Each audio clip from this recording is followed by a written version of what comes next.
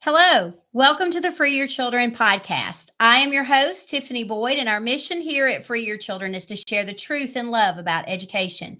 There's a battle raging for the souls of our nation's children, and we hope this ministry prepares you for battle. Finally, be strong in the Lord and the strength of his might. Put on the whole armor of God that you may be able to stand against the schemes of the devil. Ephesians 6:10 through 11. I hope everyone is doing well. Free Your Children is in full swing, working hard. We have an event coming up this Thursday with Turning Point USA of Williamson County. So Thursday's date is May the 8th, and we hope to see everyone there.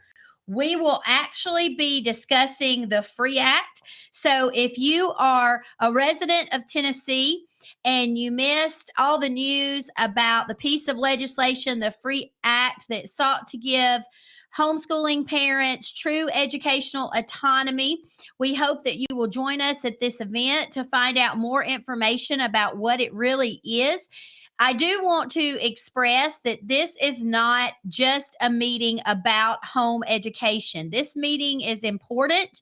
The information that we're going to be discussing is extremely important because what we're going to talk about are parental rights and educational rights, and what that looks like in the state of Tennessee and why you should be concerned about it. So I encourage everyone to come out and hear the information that we will be sharing at Turning Point. That's this Thursday, May the 8th. And the information is over on our social media pages. So if you are not following us on social media, I highly encourage you to do so. You can find us on all of the social media platforms. So we are on X, we are on Instagram, TikTok, Facebook, of course. We are also on YouTube and Rumble. You can find us on Substack, and we also have a free newsletter. So if you haven't signed up for our newsletter yet, you can hop on our website at freeyourchildren.com, and there's a place where you can sign up for our newsletter there. There we will bring you information in real time, calls to action, updates that we think that you need to know about to better protect your family. So again, if you haven't signed up for the newsletter and the Substack, I highly encourage you to do that. Please check back often to the website, freeyourchildren.com, because there we will be posting our upcoming speaking engagements, and we have several that will be adding to the list in the upcoming days. So again, I hope that you will be checking that, making sure that we have an opportunity to meet you in person. We have followers all across the nation. So if we are going to be in your area, we would love to have the opportunity to meet you in person. I would also like to thank our sponsors, John Paul Financial Services. John Paul Financial Services has been serving Tennessee, Kentucky, Ohio, and Florida for more than 30 years. John Paul Financial Services offers a complimentary review evaluation for an estate plan, retirement options, and long-term care planning. Also help with turning 65 and Medicare. You can contact John Paul Financial Services at 931-979-6170 or find them by email at jp@jplivingtrusttn.com. So I know John Paul personally. I would trust him with my financial planning. So if you have needs, please reach out, and I am certain that he will be able to take care of you. In addition to that, we have the Borough Pulse, who also is a friend to Free Your Children. So if you are not subscribed to the Borough Pulse, I encourage you to do so. I am a monthly contributor to the Borough Pulse. I have an author page there. So again, if you are not signed up, hop over to the Borough Pulse website and make sure that you are signed up so that you don't miss anything. And that's BOROPULSE.com.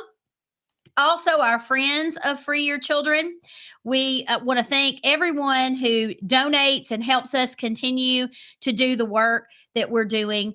And one of those is Nadine Kelsey. So if you are watching this, thank you so much for your contributions to Free Your Children. Without friends of Free Your Children and sponsors, we are not able to provide all of the work that we are working so hard and all of the information that we're working so hard to bring our followers. If you would like information about sponsoring Free Your Children, you can send us an email at freeyourchildren@gmail.com, and we will be happy to get a sponsorship packet to you.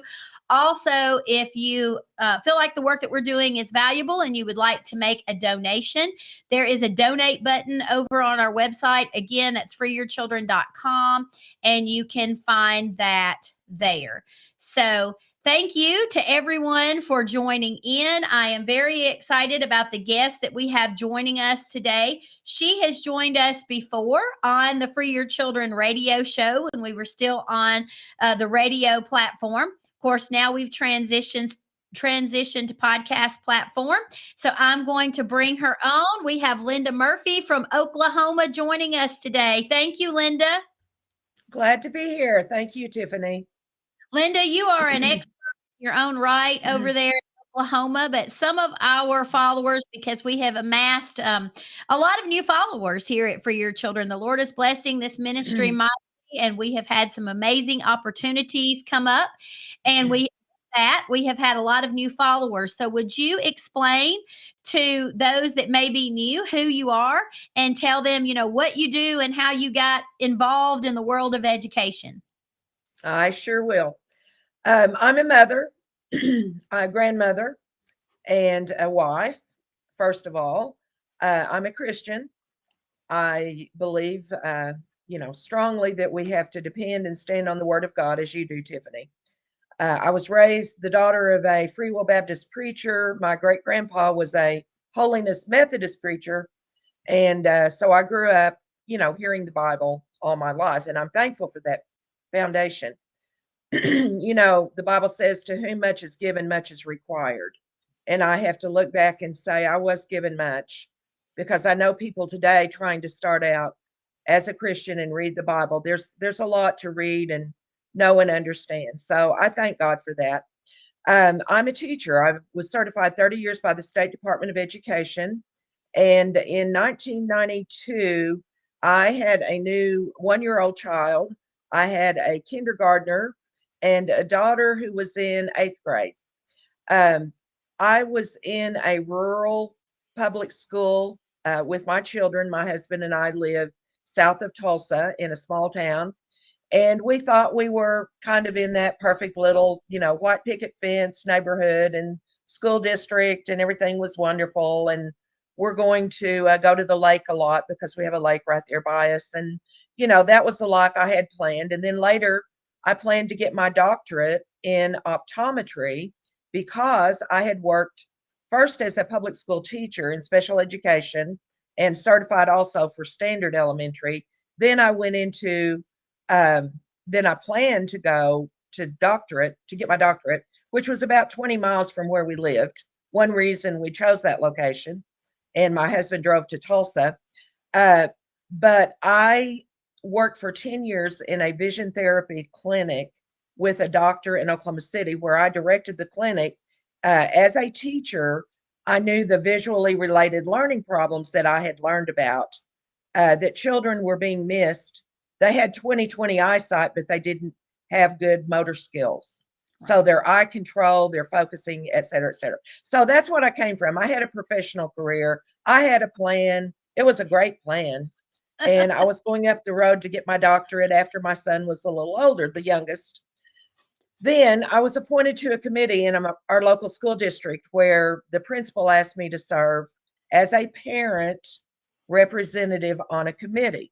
We were writing the comprehensive local education plan. Well, I know after a while, I realized she wanted me there, even though I was a teacher, because she assumed I would go along with the superintendent and everything they wanted to do.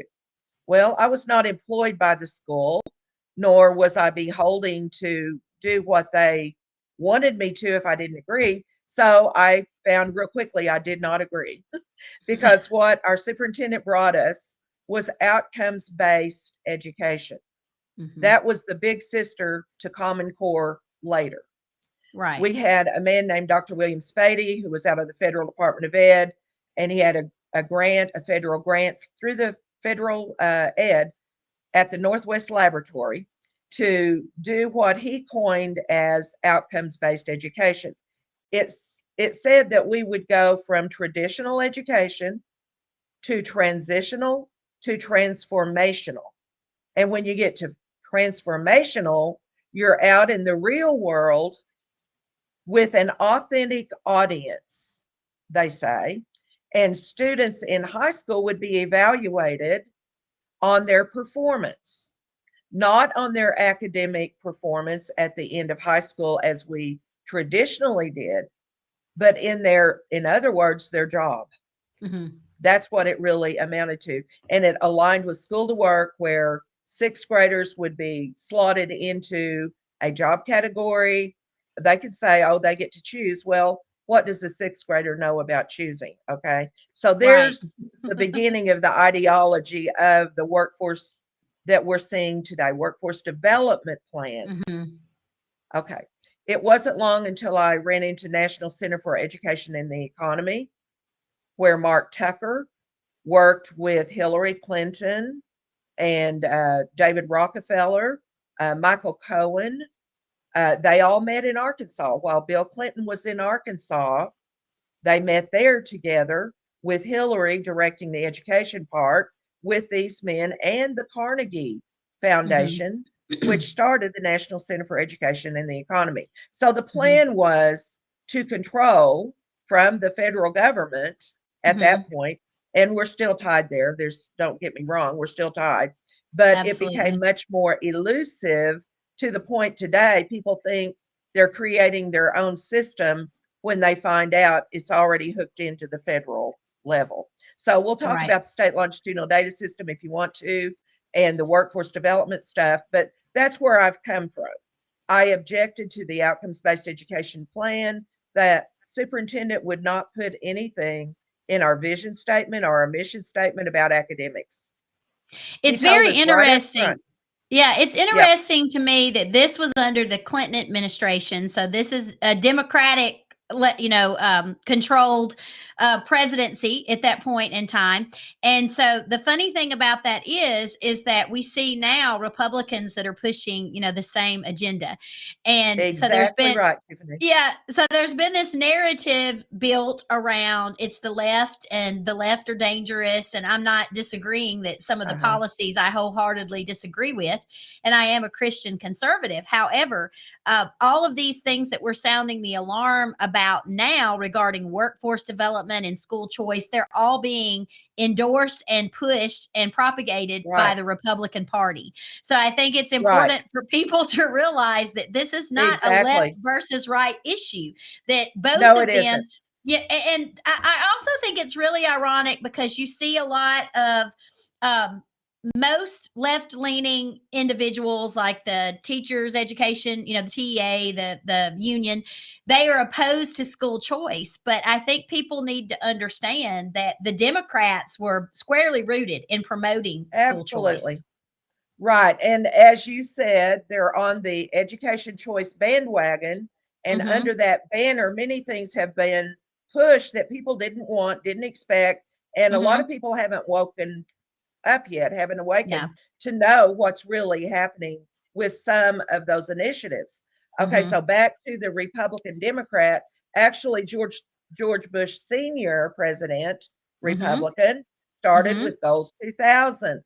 Well, he was joined by Heritage Foundation Hmm. with Paul Weyrich, who is Catholic, and a big contingent of power through the conservative Catholic network came on board with that. So, right Yeah. up front, I saw this ed choice agenda as I've gone to various meetings over the years. Let me just go on and give you more on that. When I was in Governor Keating's office, Republican Governor Keating appointed me Secretary of Education in December 94.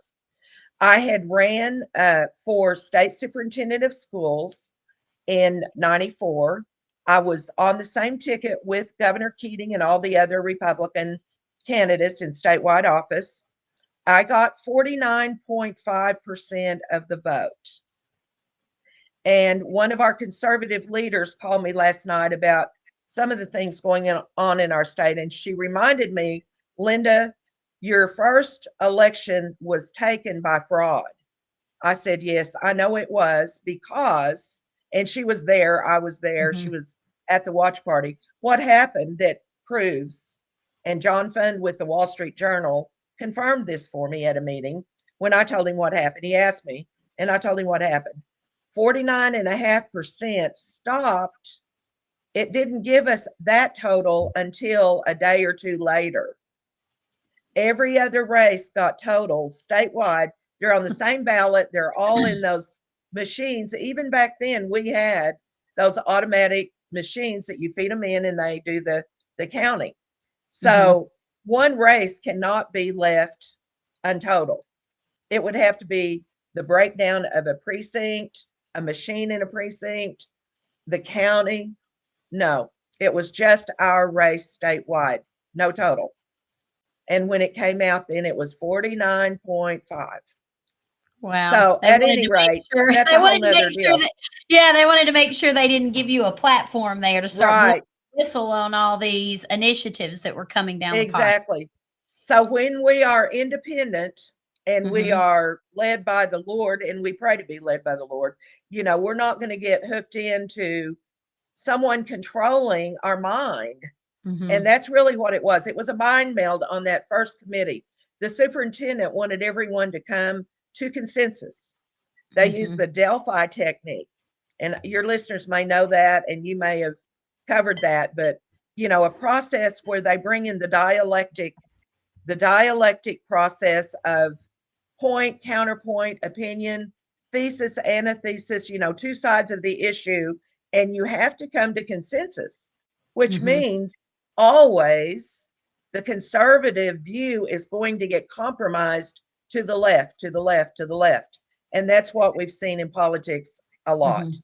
And there's a Mhm. lot of prayer pressure to go along with it.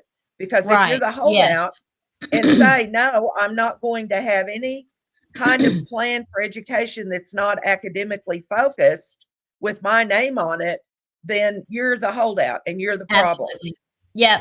We're seeing that in Tennessee in our political landscape. We had legislators that didn't fall for our governor's push for the school choice initiatives, the Education Freedom Scholarship Act, and they have had a lot of retribution because Yes, of the that they held out. And part of that retribution, of course, came down and landed on our shoulders when we were attempting to get our bill, the Free Act, passed this legislative session because both the Senate sponsor and the House of Representatives sponsors were holdouts and did not vote in favor of our governor's school choice initiative.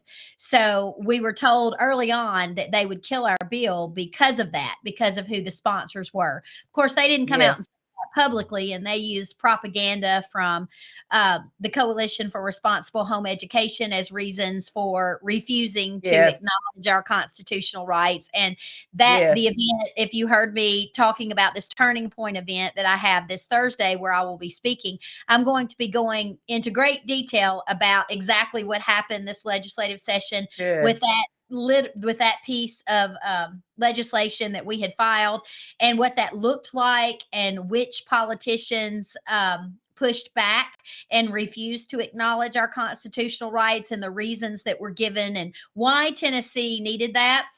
But you're Yes, exactly right. They're used as pawns. It's all political theater. right. And within the political landscape, it's you will play my game or you will Yes, pay the price. And I will say this, and you can speak to your own perspective about this uh, from your own perspective.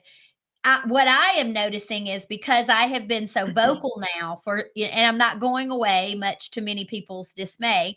I have been so right. vocal in speaking out against all of these agendas and initiatives and pieces of legislation that are seeking to globalize education and destroy true private Right. education, that the censorship, especially locally, not so much nationally, because we have actually garnered a great deal of national attention, not only Good. with the Free Act, the bill that we wrote and we Yes. filed, had dual filed this legislative session, but also some of the other articles that I have written about the government encroachment and overreach on parental and constitutional rights. I've received national attention from that, as well, from people that aren't necessarily, they don't live in Tennessee, but they've read the pieces Right. of work. They've reached out to me, privately. They've interviewed me, or, we have worked together on trying to educate people on what they can Yes. better do, to protect their families. But have you received, other than the fact that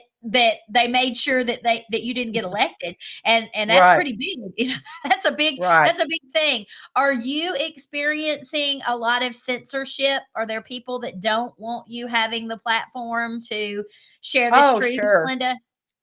Yeah, sure. All the way through. And then even sometimes in my own camp of conservatives, there are things happening now with this religious Saint Isidore Charter School, which is in the US Yes. Supreme Court case now. We'll talk Yes. about that, but that's Mhm. created divide that we didn't have Right. before because it's an imposition on our tax dollars to pay for a Catholic charter school, which would be delivered online Mhm. statewide. It was applied for through the Archbishop of Oklahoma, and archbishops are appointed directly by the Pope.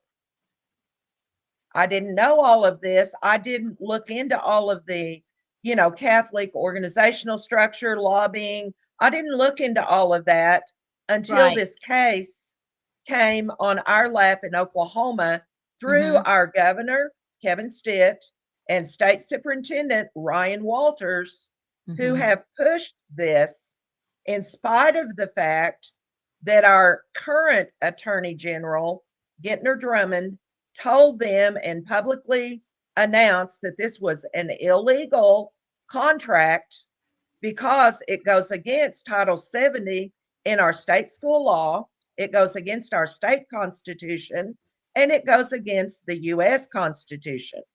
But Mhm. the argument came back from Ryan Walters, who's been very outspoken, our governor too, Stitt, and they're in a disagreement over some things now. So they've kind of split the political sheets, so to speak. Mhm. They're not in the same bed now with everything, and there are Right. some contentions and battles going on there that are out in the public, or I wouldn't necessarily say that, but it's out there.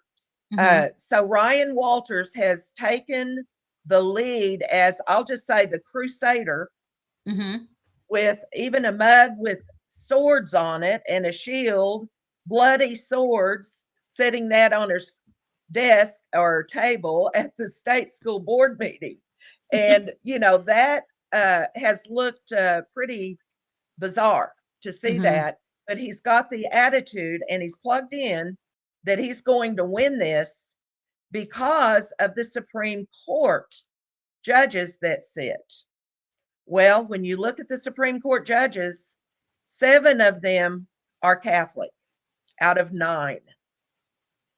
People talk about the conservative court, the press says the conservative court, because nobody wants to talk about somebody's religion. And I get Mhm. that. In the Mhm. past, we wouldn't do that. But now we're talking about 7 Catholics potentially approving a Catholic charter school.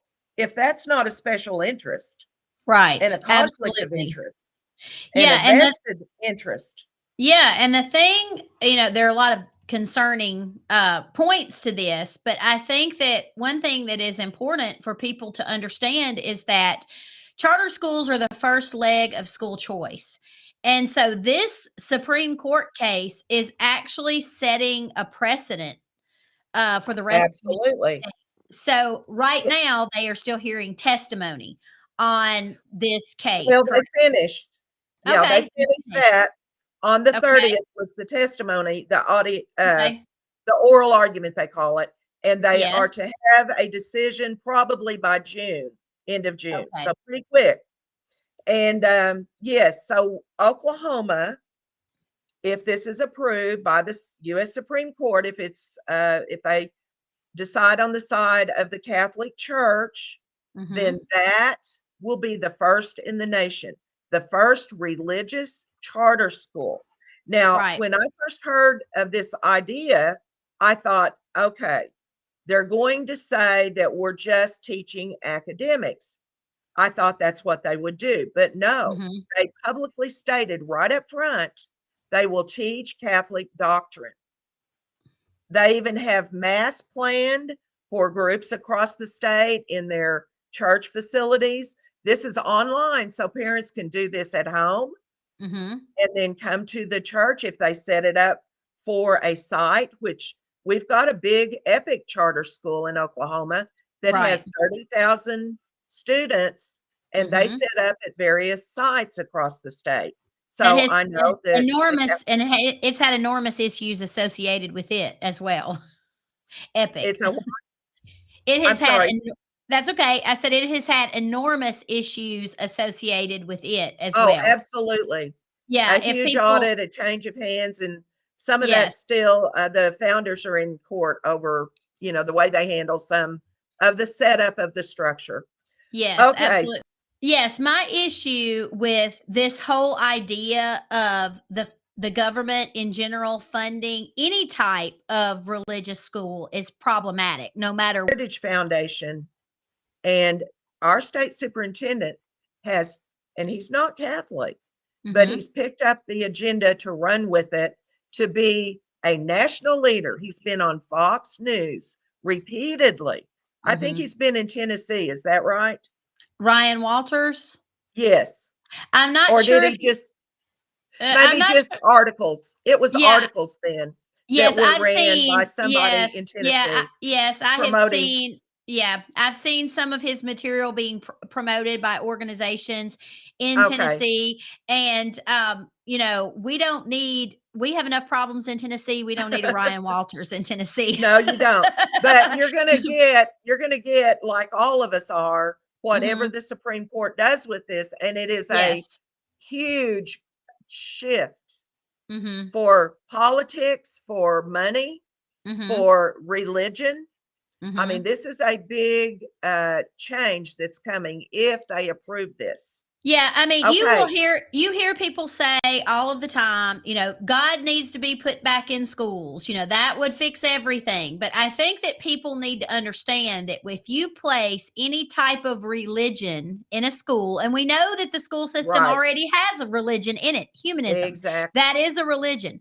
But anytime you start talking about implementing any particular doctrine of faith or theology being taught, within the schools, and I don't want to, the whole discussion of it's non-denominational, or it's that there's right, no such thing, because no matter who is teaching it, who's going to be teaching it, they're all teaching it from some type of right, theological perspective. So right. in my opinion, there is no such thing as non-denominational. I So with that, agree, and that y- exactly, and when I ran yes, in '94, people would say, "Well, you put the Bible back in the school, which you teach the Bible in the school." What Ryan's trying to do now, I mhm, said, "No, because who do you want to teach it? A Methodist, a Church exactly, of Christ, a Baptist, a right, Catholic? Who do you want to exactly. teach the Yeah, I Bible?" think yes, I think The that conflict was fundamentally, obvious. yes, yes, and fundamentally, citizens need to understand that is the responsibility of the parents,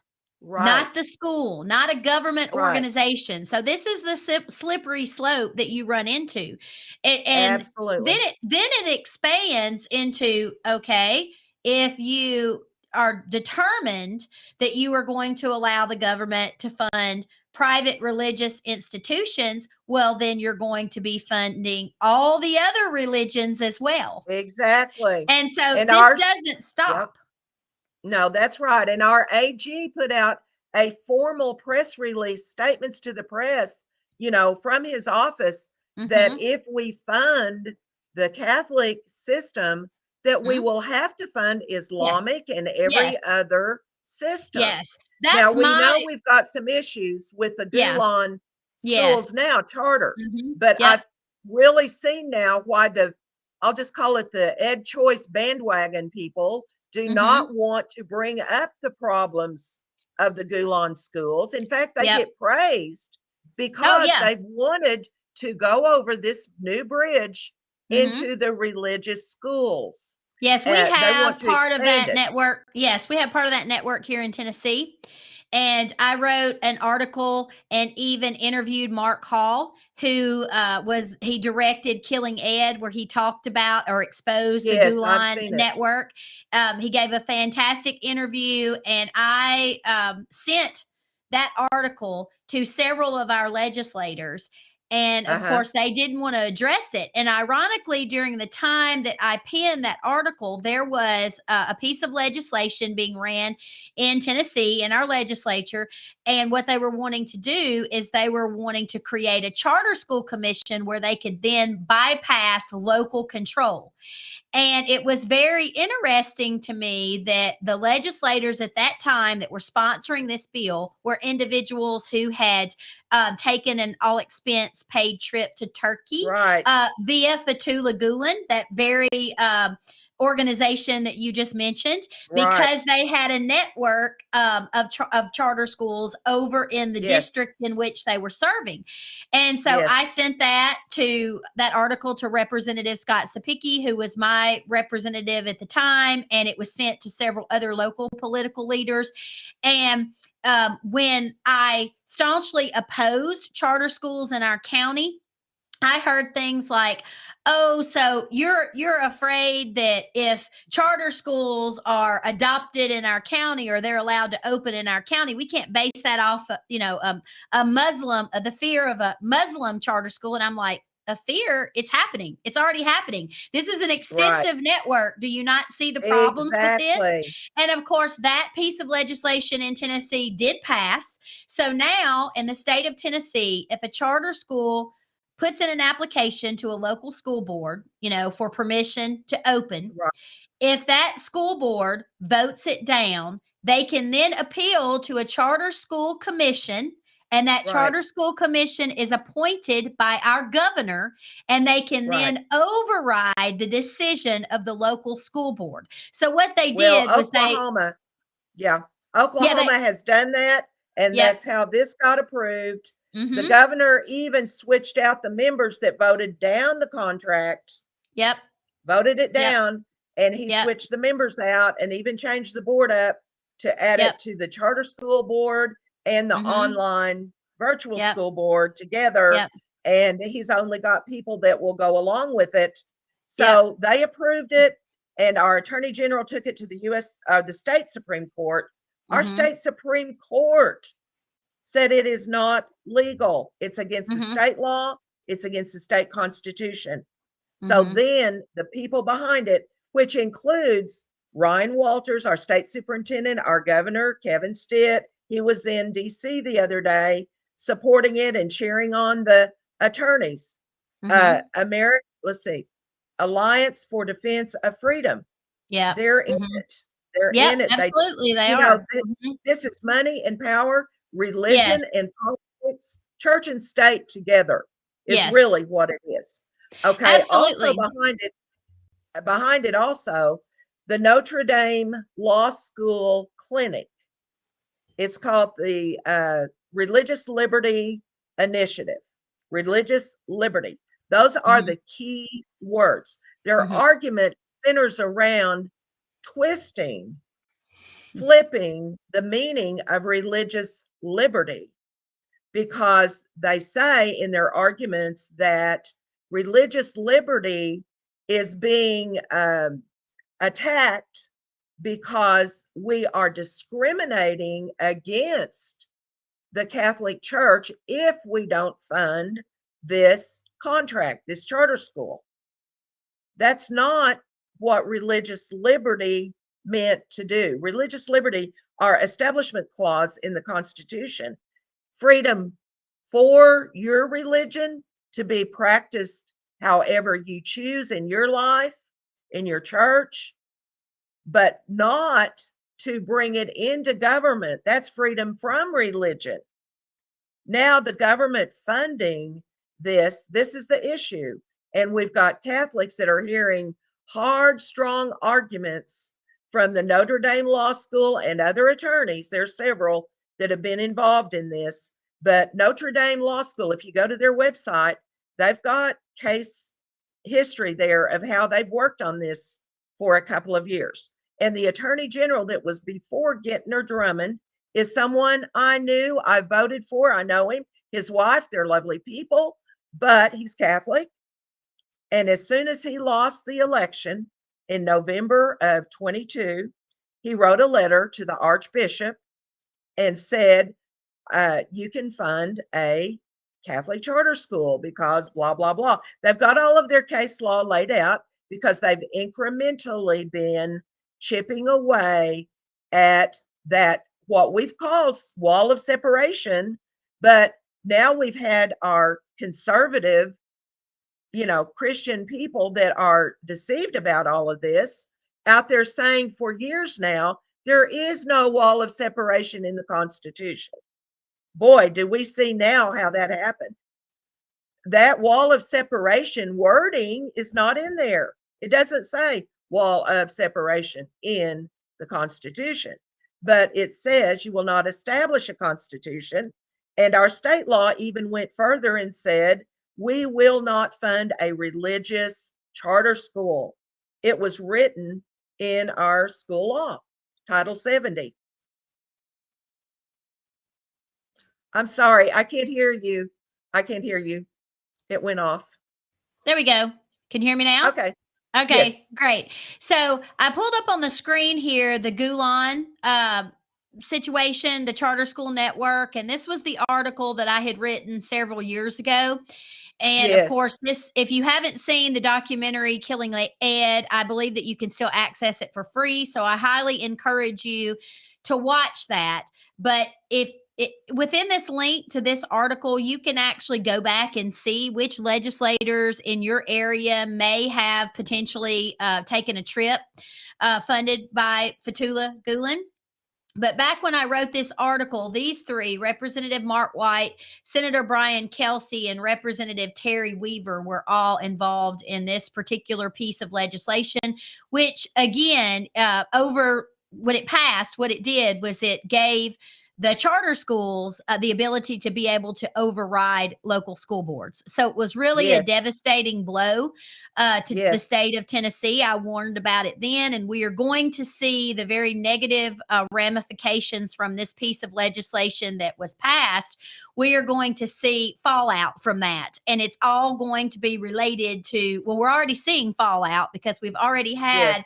charter schools in the state of Tennessee where the local school boards have denied their application, and they appealed Yes. to the charter school board. And then, of course, that board, which was appointed by our governor, then agreed to let them go ahead and open. And it's costing Rutherford County, as an example of this in Tennessee, it's costing the taxpayers there millions of more dollars than they had Yes. originally claimed that it was going to cost. I have had parents who made the mistake of enrolling their children in these charter schools contact me with very concerning issues Yes. regarding, their Yes. children's education at these schools. Yes. I actually was contacted by a parent yesterday, and they're actually calling me today to speak to me about a situation at one of these charter schools in Rutherford County, Tennessee. So this is a Yes. huge problem.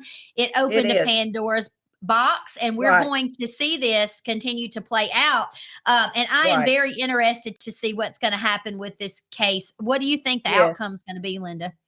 Well, I think they will approve it. I'll be Hmm. surprised and very thankful if they don't. Yeah. But that has been chipped away at through other cases, like the case for playground equipment at a church.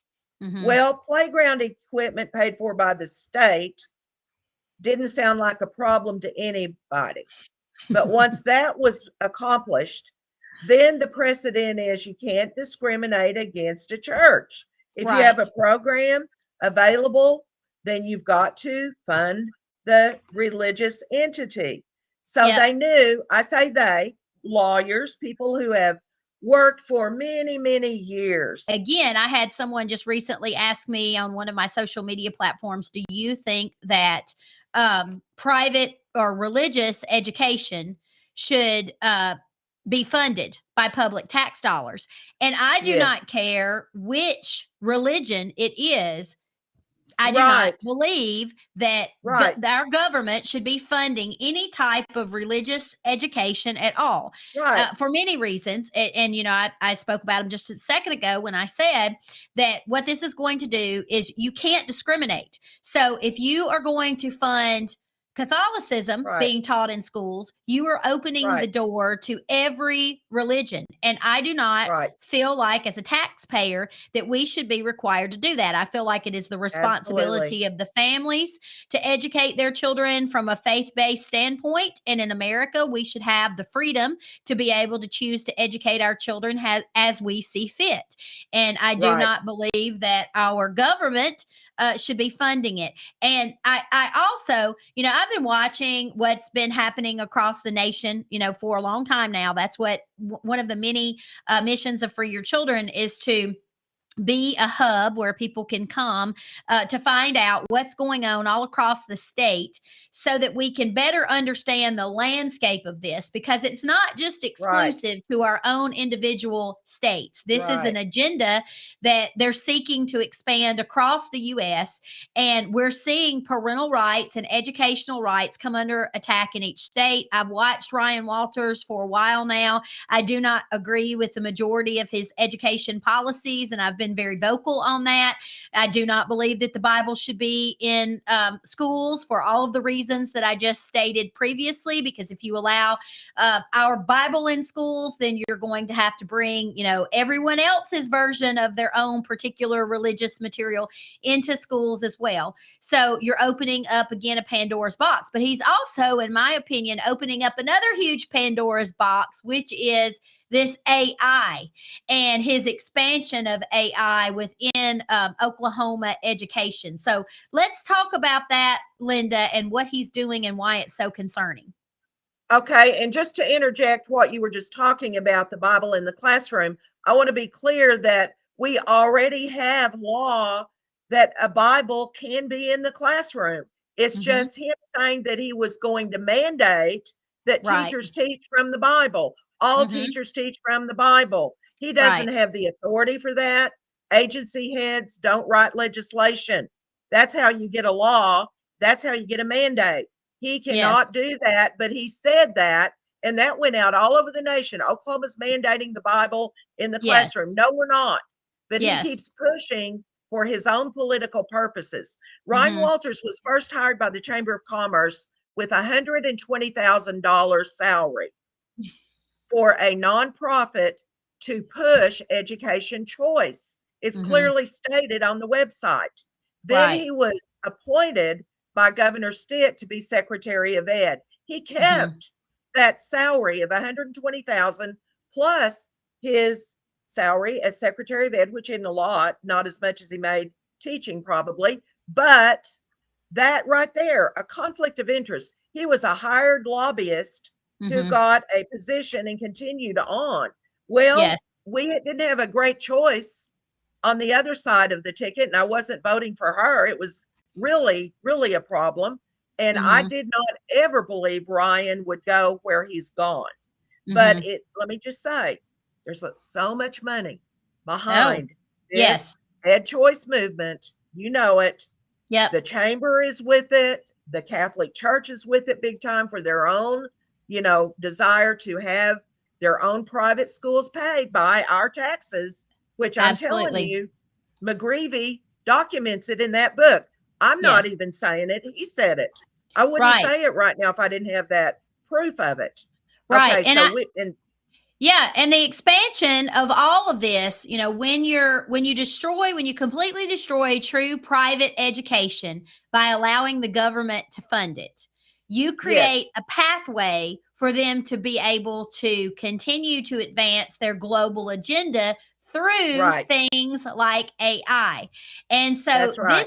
this bill is Senate Bill 224, and I've pulled it up on the screen because Yes, this is highly problematic, because what it's doing is it's creating the Oklahoma Education and Workforce Efficiency Data System as a secure, they're claiming, secure system for the de-identification, exchange, and matching of education and workforce data among approved entities.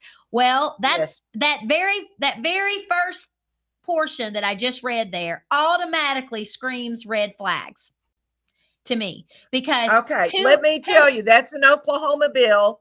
And just like in Tennessee, there's more to it.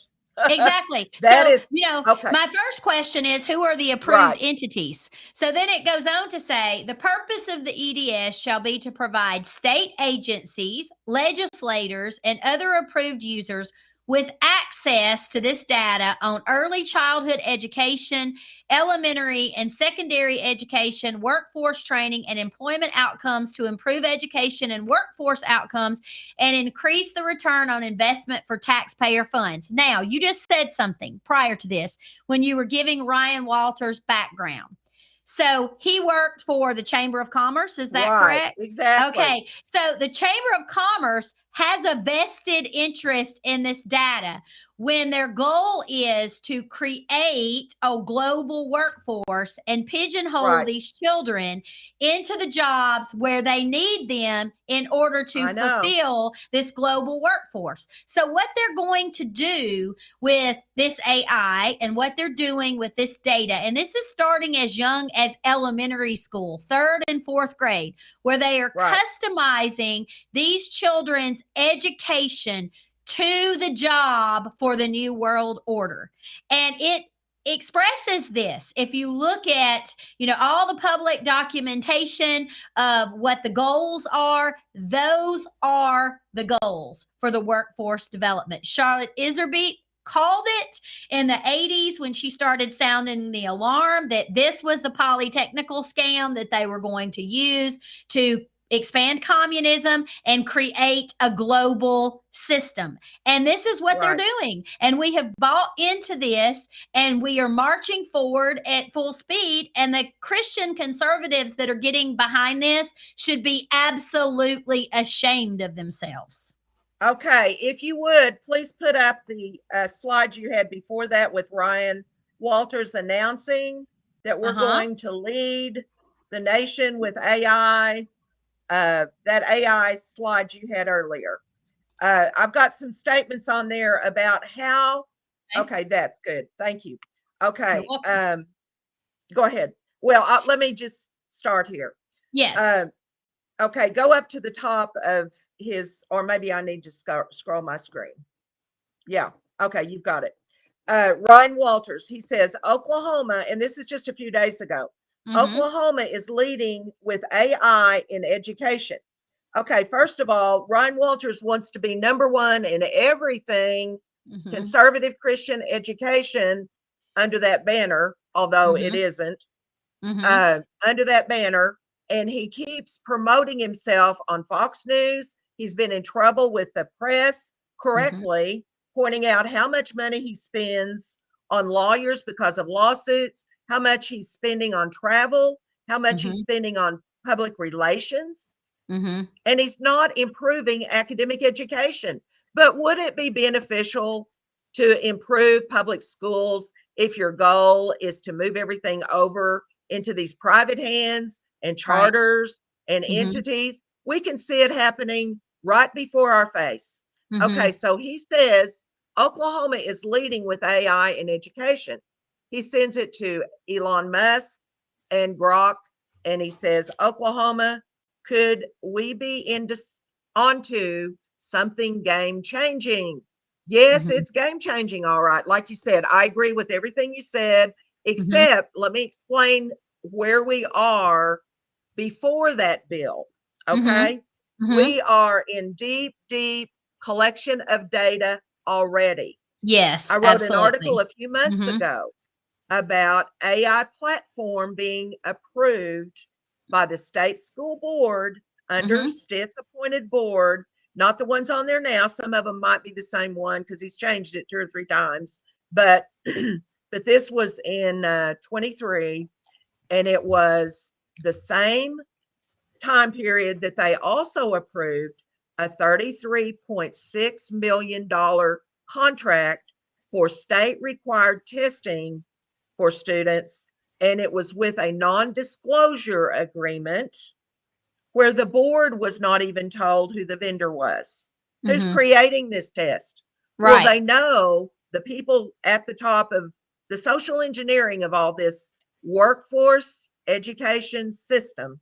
The people Mhm. at the top have wanted to control everything, and they know that we threw the monkey wrench in Mhm. what they did before with testing under Janet Barisi, who Mhm. preceded Joy Hoffmeister, who was there for 8 years, Republican, until she said, no, I'm really a Democrat, and ran against it for governor. Okay, if you don't mind, let's go back to the words, because I want to go back to connect there with what I said. It'll remind me. There Uh, has been so much happening so quickly here that I want to get Absolutely. this There we right, go. because I'm going to name some people here and I don't want to get it wrong. Okay. Um, okay, so I posted what Ryan said when I saw that the other day.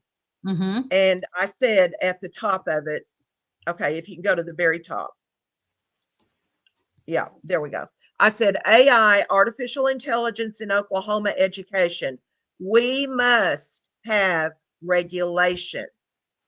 Okay, where are we now? We do not have regulation except a couple of laws that are good, but there is no one that we can go to, no public meeting, no minutes, no structure to tell us, no way for the public to have a voice about what's happening with the state longitudinal data system.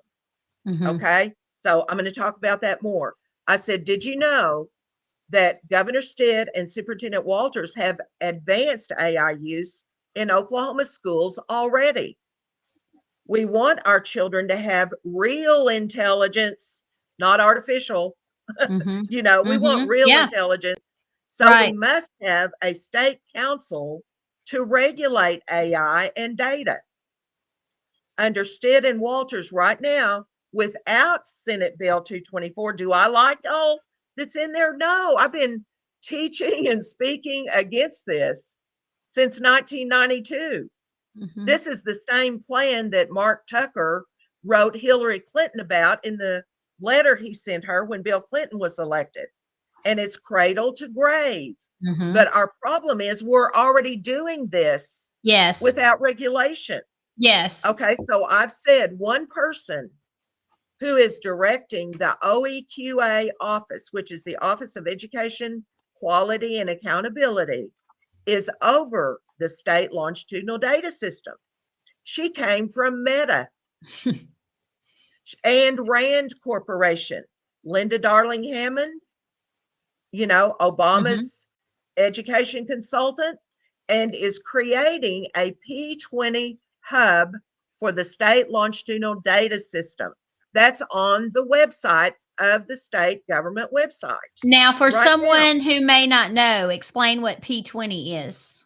Yes, the P20, initially it was P12, then it was, or P16, and now P20. It means from preschool to 20 years of education, which would be 8 more years after high school, after the 12th Mhm. grade. Now, honestly, even in Oregon, in the state of Oregon or Washington, I think it was Oregon, at one time, they were doing prenatal, Mhm. prenatal Mhm. to 20. And Mhm. there is data being collected for early Mhm. childhood. We've got a Yes. real push for that. And we've Mhm. got a billionaire that I've written about, spoken about, called out to people to pay attention in Tulsa, who Mhm. really now has control in our state government. Understand, in the Department of Human Services, the early childhood is there for daycare. They're shutting down Yep. private daycares with Mhm. regulation, over regulating, Yes. Mhm. and they're putting more and more into the private school system to have that state control fully. Yep. And 3-year-olds were in a bill for public school to admit 3-year-olds statewide with a bill in law for 3-year-olds, and Mhm. it failed. I didn't, I won't say it failed. We got it stopped this year. It'll come Yeah. back.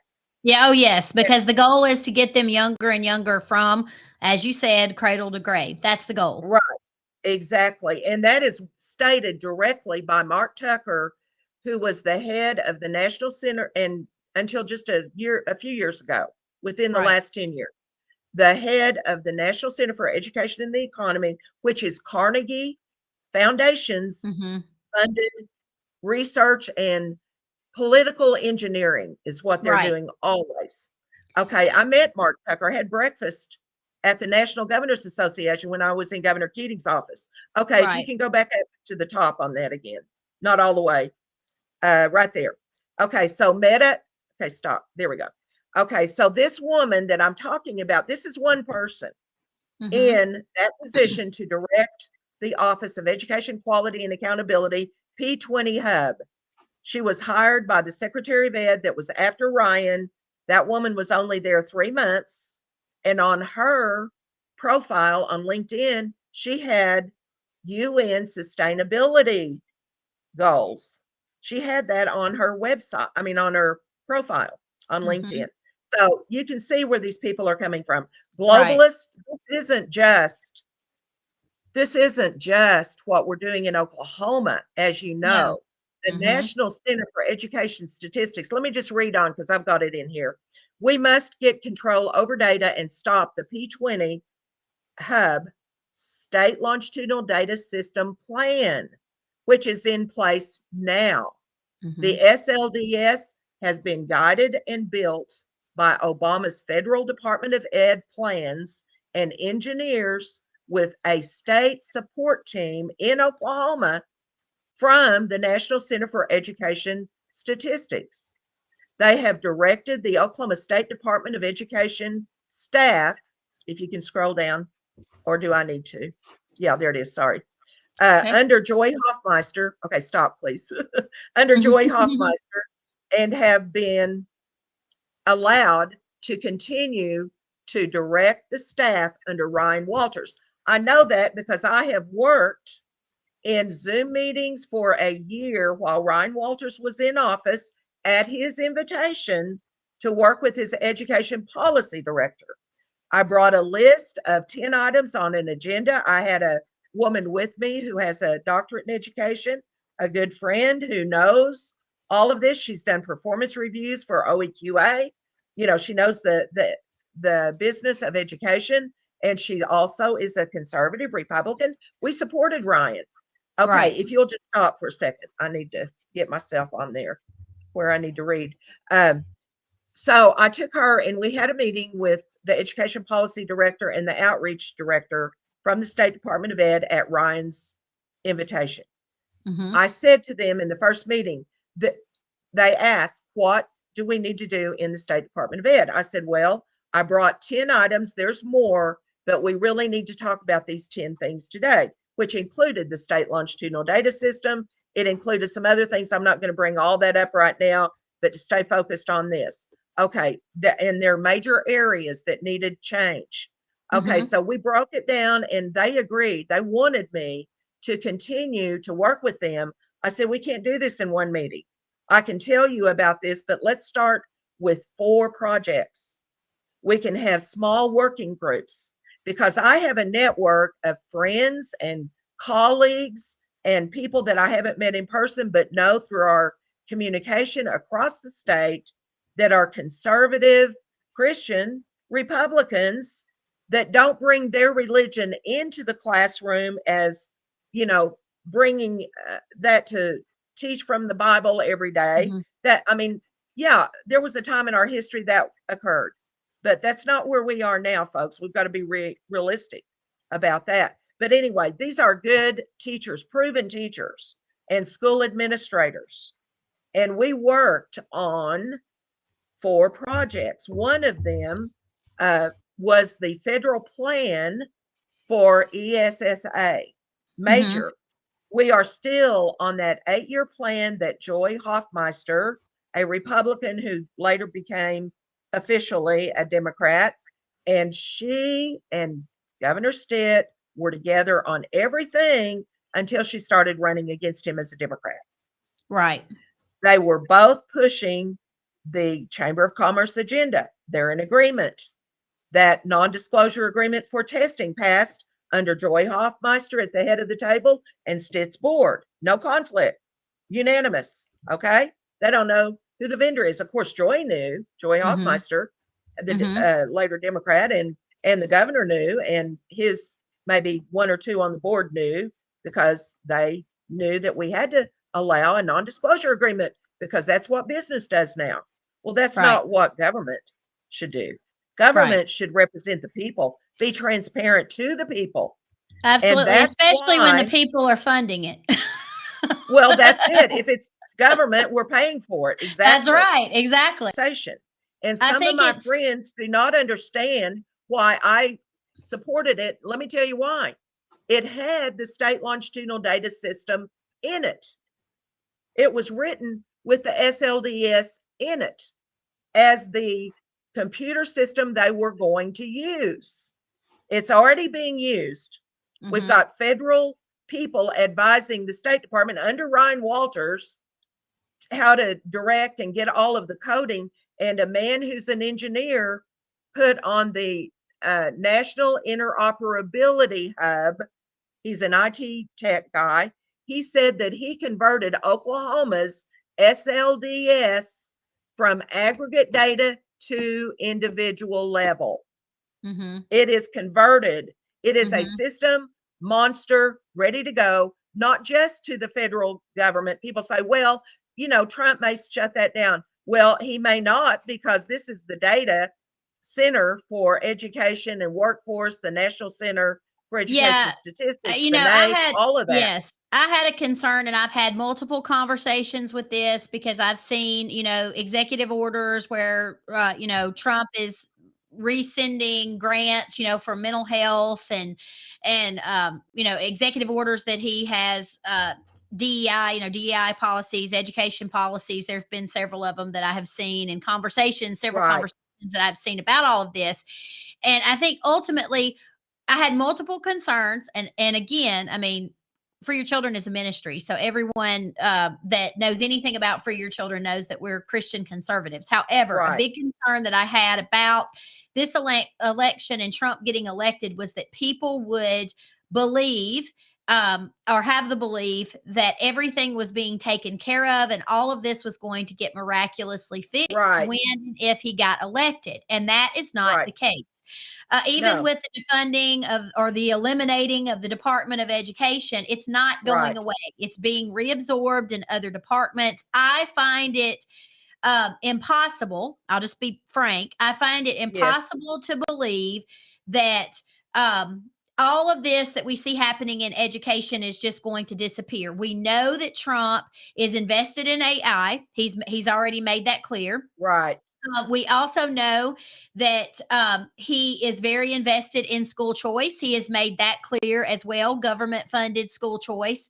The With problem, both of his secretaries of yes, ed, yes, his Betsy appointment. DeVos, that's all she knew was school choice. Absolutely. And then, the whole issues, and I've done numerous radio show, numerous interviews about the whole Penny Schwinn appointment. I've talked about that at length. I've written about it. So the problem with all of this is you will never be able to convince me that they are just going to throw all of the data collection in the trash, that they are going to throw all of the selling of the data, the sharing of the data, the moving forward Right. with the global workforce agenda. He is fully invested in all of that. So Yes. this is going to be funded in some capacity, and this is going to continue because they've already made it clear that they are dedicated to advancing those agendas. And Right. I mean, the school choice agenda is now the cornerstone of the Republican Party. So I Right. And think it that has been building. As yes, you it has know, been, it's been building yes, for years. yes, And it when has I been, ran in 94, there were people that wanted vouchers and did not understand. They did not mhm, understand that if you take yes, vouchers into a private church school, you are mhm, going to connect yourself to the government, and yes, anything in the future that some legislators decide to mhm, put in a bill yep, could get passed. We do not want to absolutely. open that door. No, and then we have the whole, Bill Gates has been very open about his pushing for AI to Right, replace teachers, and I've been saying that for right, years, that the future of exactly. education is going to be digital. And then, of course, through this digital education or technological Right. programs that they're using, they are going to continue to harvest this data, and they're going to use it to pigeonhole and to Right. change the thoughts, the attitudes, and the beliefs and the behaviors of our children in order to create a global workforce. So this, and I know Exactly. this is so extensive. These topics, it's not just one topic. It's like an Right. octopus with, all kinds of Right. tentacles, far more than 8, by the way. There are tentacles everywhere that actually stretch and reach and touch every every Right. aspect of our lives. And I think that Right. that's what people don't understand. And Right. I know that you're working hard in Oklahoma to sound the alarm about, all Yes, of these ma'am. issues, from, private religious schools being funded by the government through the charter school network, or maybe it's just through other school choice programs, because that's just the Right. first leg of school choice. The whole charter school situation is just the first leg of school choice. And then we get into tax credits and public private partnerships and education freedom scholarships and vouchers and ESAs. And, they name them all of these names and give them all these acronyms that sound great, but essentially they're all the same thing, meaning that the goal is all the same. And the goal is to control. That's right. It is control. I say that all the time.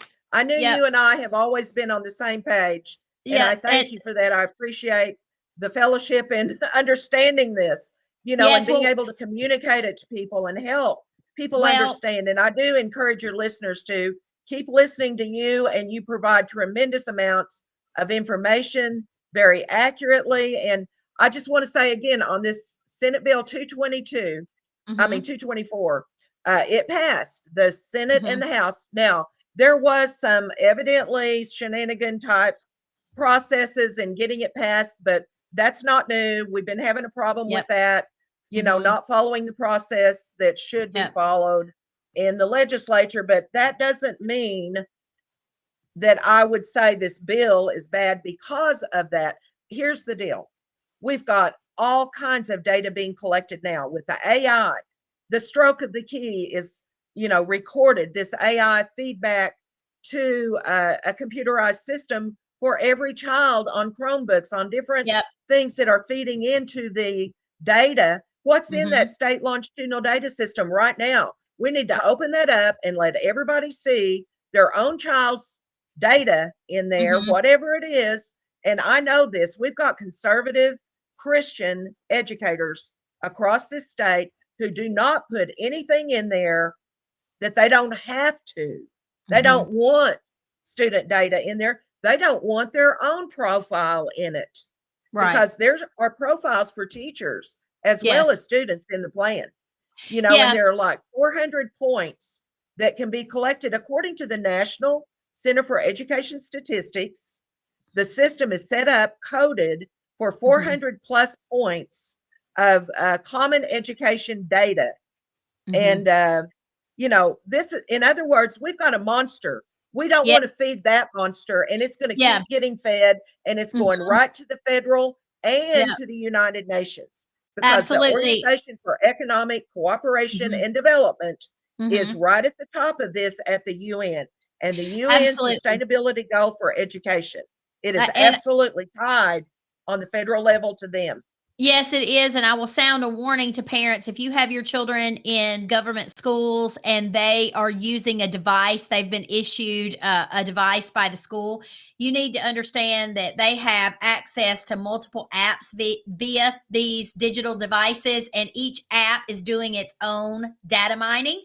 And there are FERPA disclosures when your children utilize those digital devices. And those FERPA disclosures are telling you that they have the ability to harvest the data for your child and sell it to any entity in the name of educational research without your permission. So if your child is utilizing any type of digital device within your school, your child's school, they are also being data mined through that device. So you need to be aware of that. You need to know that that data is not secure, and you need to know that there are really no parameters, no matter what they tell you on what's being collected.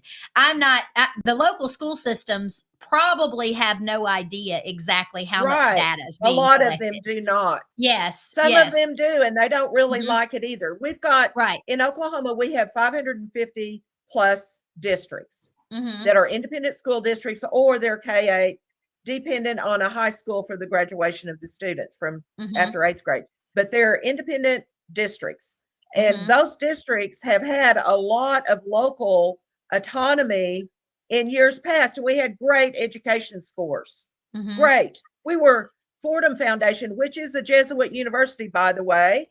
Mhm. Interesting that they put out reports on schools. And then when Common Core comes along, they're all behind that and Mhm. rating everybody according to how they do to Common Core. Chester Finn and others there have pushed this for years. Yeah. Okay, so what we have in Oklahoma, because we have so many rural schools and autonomy, they're not all like Tulsa and Mhm. Oklahoma City, where these radical levels of data collection and all of it are come together so high. And some of the suburbs are doing it. But Mhm. the smaller schools, not usually. There are a few that want to be cutting edge. They think that's the way to go. And Mhm. again, do they really know what they're plugging into? No, Well, a lot absolutely, of them don't. because most of these schools, even in our rural districts in the state of Tennessee, the kids are issued Chromebooks. And so most of them are using most schools across the United States are using some type of data management system. And the largest one is Clever.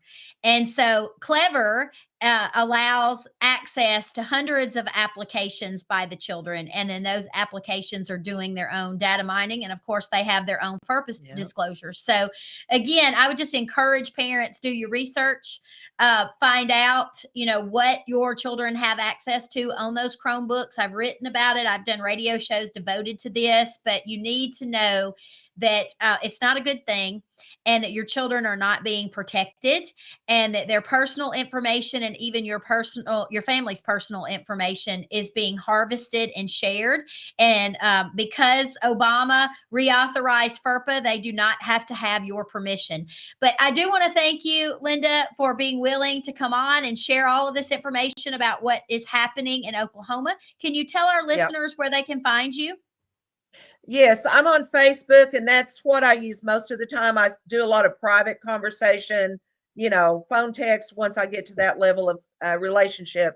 But that helps me kind of keep it in one spot because I do a lot of speaking. I do a lot of Mhm. other things that I don't talk about publicly. Right. But Facebook, I get pretty bold there because I think we're in an urgent time for people to Absolutely. understand what's going on. And Mhm. I say that I think what we've got to do in every state, just as we did with OBE, we threw a wrench in the gears, a Mhm. monkey wrench in the gears, Mhm. because we were able to repeal outcomes Mhm. based education from our state law. Right. Governor Keating vetoed the school to work bill while I was in his office. The chamber was livid. Did they Mhm. totally stop school to work? No, but they had to do it a different way. And we were not connected to the federal level. Okay, so we've kept it within the state. Well, over the years, there's been all kinds of federal money coming in with the Workforce Development Act and all of that. Yep. Uh, but what we've got to do is get it back into state hands. Yeah, I We've think got to get that as much in our state hands as possible and have mhm. open meeting and transparency. Yep, And truth Senate and Bill transparency. Yep. 234 is a chance to do that. If Otherwise, you it's going on down the road fast yeah, with if you state have longitudinal data system. absolutely. If you have questions about anything that Linda discussed on the show today, please reach out to her on Facebook. She would be happy to have a conversation with you. As always, again, we want to thank our sponsors of Free Your Children. We want to thank our friends of FYC. We can't do this work without your financial contributions. A special thank you to Nadine Kelsey. Also, thank you to the Borough Pulse. They always support the work that Free Your Children is doing, and we are very thankful for them. Make sure if you are not subscribed to the Borough Pulse that you do that. Also, John Paul Financial Services. If you have financial needs, please reach out to him and he will be happy to help you. Make sure you're following us on social media. You're liking and sharing. That helps us immensely. Get signed up to our free newsletter if you haven't. And I want to leave you with this: a false witness shall be punished and a liar shall be caught. I think that's pretty Mhm. timely right now Yes. in the political climate that we're dealing with.